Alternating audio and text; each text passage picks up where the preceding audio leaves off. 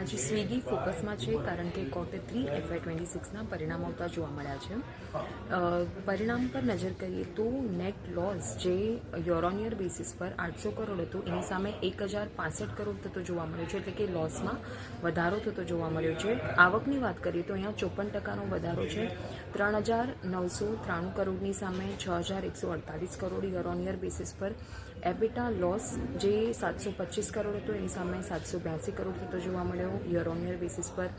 Q3 FY26માં Instamart એટલે કે જે ક્વિક કોમર્સ સેગમેન્ટ છે કંપનીનું, એના કોન્ટ્રીબ્યુશન માર્જિન્સ જોઈએ તો 4.5% નેગેટિવ હતા, એની સામે 2.5% નેગેટિવ રહેતા જોવા મળ્યા છે, એટલે કે હજુ પણ નેગેટિવ જ કારોબાર કરી રહ્યો છે ઇન્સ્ટામાર્ટ। હવે આના રિઝલ્ટ્સ બાદ કંપનીનું કહેવું છે કે તેઓનું જે કોન્ટ્રીબ્યુશન બ્રેક ઇવન છે તે Q1 FY27 માટેના ક્યુ કોમર્સ માટે ખાસ કરીને તેઓએ ગાઈડન્સને રીઆઇટરેટ કર્યું છે।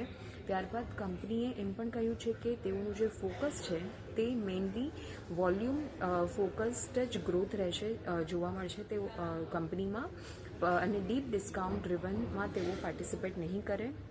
અને સાથે જ તેઓએ કહ્યું છે કે તેઓ ગાઈડન્સ જે છે તેઓએ મેન્ટેન રાખ્યું છે 18થી લઈને 20% પર ગ્રોસ ઓર્ડર વેલ્યુ માટેનું, અને સાથે જ એબિટા માર્જિન ગાઈડન્સની વાત કરીએ તો અહીંયા 4.5થી લઈને 5% ગ્રોસ ઓર્ડર વેલ્યુના તેઓએ ગાઈડન્સ મેન્ટેન રાખ્યું છે। તો આ રીતે ઓવરઓલ પરિણામ બાદ અત્યારે સ્ટોક આપણને ખાસો ફોકસમાં દેખાઈ રહ્યો છે।